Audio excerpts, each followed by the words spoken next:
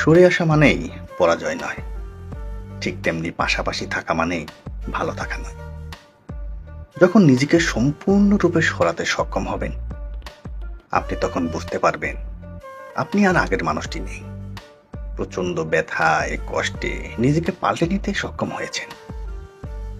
যে জিনিসগুলো দিনের পর দিন সহ্য করে গেছেন, সেই জিনিসগুলো হুঙ্কার দিয়ে প্রতিরোধ করা শিখে গেছেন। না বলা যে কথাগুলো ছিল, যা ক্ষতবিক্ষত করেছিল দিনের পর দিন, তা বলার শক্তি আপনি জোগাতে পেরেছেন।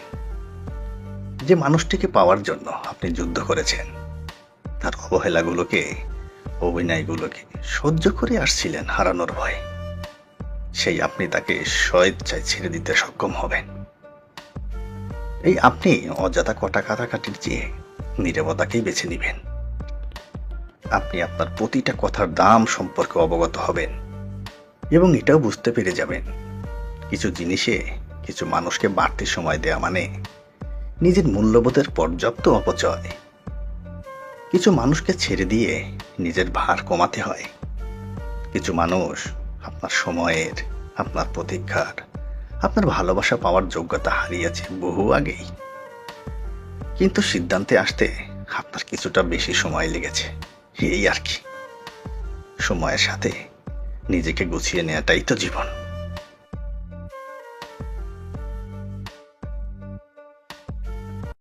ফার্স্ট ইয়ার ফাইনালে ফেল করে বসলো এক ছাত্র। কিন্তু ফেল করলে তো চলবে না, যেভাবেই হোক পাশ করতেই হবে। সে গেল প্রিন্সিপাল স্যারের রুমে। কিন্তু অনেক কাকুতি মিনতি করেও স্যারের মন গলাতে পারল না। তখন ছেলেটি মনে মনে একটা ফোন দিয়ে আটল।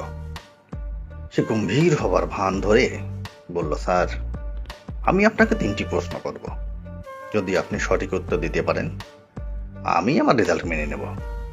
আর যদি উত্তর দিতে না পারেন, তাহলে আমাকে পাশ করিয়ে দিতে হবে।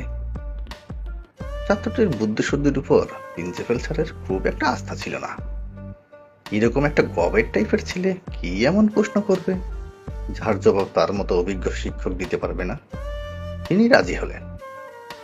ছাত্রটি একটা হাসি দিয়ে বলল, বলুন তো, কোনটা লিগ্যাল কিন্তু লজিক্যাল না? কোনটা লজিক্যাল তবে লিগ্যাল না? আর কোনটা লিগ্যাল বা লজিক্যাল কোনোটাই না? প্রিন্সিপাল স্যার একেবারে বেকায়দায় পড়ে এলো। ভেবে ভেবে চুল ছিঁড়ে ফেলার অবস্থা। তো সঠিক উত্তর কিছুতেই মাথায় আসছে না। শেষে ছাত্রের শর্ত মেনে নিয়ে তাকে পাশ করিয়ে দিলেন। পরের দিন তিনি ক্লাসে গিয়ে ভাবলেন, গতকালের প্রশ্নটি তিনি আজ ছাত্রদের করবেন। প্রশ্ন করতেই তিনি হতভম্ব। প্রায় সবাই হাত তুলেছে। তিনি তখন সামনের বেঞ্চে একজন ছাত্রকে বলল, বল দেখি। ছাত্রটি মুচকি হেসে বলল, স্যার, আপনার বয়স 59 আর আপনার স্ত্রীর বয়স 18। এটা লিগ্যাল কিন্তু লজিক্যাল নয়। স্যার তখন ছেলেটিকে তাড়াতাড়ি থামিয়ে দিয়ে বললেন, আরে বস বস হারামজাদা, তোকে আর বলতে হবে না। আর একজন ছাত্র মাদের শাড়ি থেকে লাফ দিয়ে উঠে বলল, স্যার, আপনার স্ত্রীর সাথে 19 বছরের এক যুবকের অ্যাফেয়ার চলছে। এটা লজিক্যাল কিন্তু লিগ্যাল না। স্যার তো ভীষণ খাওয়ার অবস্থা, গলা দিয়ে আওয়াজ বেরোচ্ছে না। কোনো মতে গ্লাস হাতে নিয়ে ডক ডক করে পানি খেলেন। কিন্তু তখনও অবাক হওয়ার আরো বাকি ছিল। লাস্ট বেঞ্চের একজন উঠে বলল, স্যার, আপনার স্ত্রীর বয়ফ্রেন্ড ফাইনাল পরীক্ষা ফেল করার সত্ত্বেও আপনি তাকে পাশ করিয়ে দিয়েছেন। এটা না লজিক্যাল না লিগ্যাল। স্যার মাথা ঘুরে ধপাস করে পড়ে গেল। হাইকোর্টে একটি মামলা সাক্ষী হিসেবে কাজের মাসে শিলার ডাক পড়েছে। বাদীপক্ষের উকিল প্রমোদ বিশ্বাস শিলা মাসিকে ঘাবড়ে দেওয়ার জন্য প্রথমেই জিজ্ঞেস করলেন, আপনি আমায় চিনেন?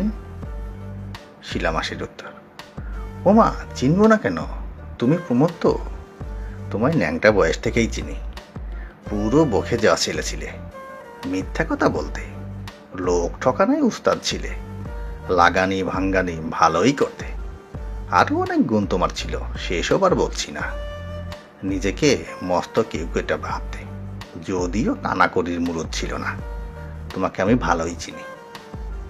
প্রমোদবাবু স্তম্ভিত হয়ে গেলেন। ভেবে পাচ্ছিলেন না কি করবেন। কোর্ট ঘরের অপর প্রান্তে বিবাদীর পক্ষের উকিল অসিত ধরের দিকে আঙ্গুল নির্দেশ করে বললেন, ওনাকে চিনেন? শিলা মাসির উত্তর, ওমা, চিনব না কেন, ও তো অসিত, খুব ভালো করেই চিনি। অলস, অকর্মণ্য, কারোর সাথে উদ্ভব ছিল না, পার মাতাল, শহরের সবচেয়ে পিচাসি উকিল, বইয়ের চোখে ধুলো দিয়ে 3টে ছুরির সাথে ফুষ্টি নষ্টি করে, তার মধ্যে একজন তোমার বউ। ওকে ছোট থেকেই চিনি। বিবাদী পক্ষের উকিল অসুস্থ বোধ করতে লাগলেন। এমন সময় জজ সাহেব 2 উকিলকে কাছে ডাকলেন। উকিলদের কাছে যাওয়ার পর নিচু গলায় শান্ত স্বরে জজ সাহেব বললেন, 2 গর্দাবার একজনও যদি মহিলাকে প্রশ্ন করো যে আমায় চেনে কিনা, তাহলে আমি তোমাদের ফাঁসির কাঠে চড়াবো। সবসময় আলোচনায় না থাকাটাই শ্রেয়, কারণ আপনাকে নিজের লক্ষ্যের দিকে নীরবে এগিয়ে যেতে হবে। একটি সঠিক বই সবকিছুই পরিবর্তন করতে পারে। ভালো ভালো বই পড়ুন, নিজেকে তাদের সাথে ঘিরে রাখুন যারা আপনাকে পরবর্তী স্তরে নিয়ে যাবে। ভালো মানুষের সাথে থাকুন। মানুষ বাছাই করতে হলে তার ধন সম্পদের দিকে নজর না দিয়ে তার চরিত্রের দিকে নজর দাও। টাকা ভিক্ষা করেও পাওয়া যায়, কিন্তু সম্মান কর্ম করে অর্জন করতে হয়।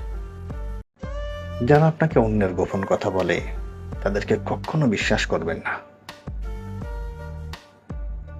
অন্য সবাই যখন অজুহাত তৈরি করেছিল, তখন কে আপনাকে সাহায্য করেছিল তা কখনো ভুলবেন না।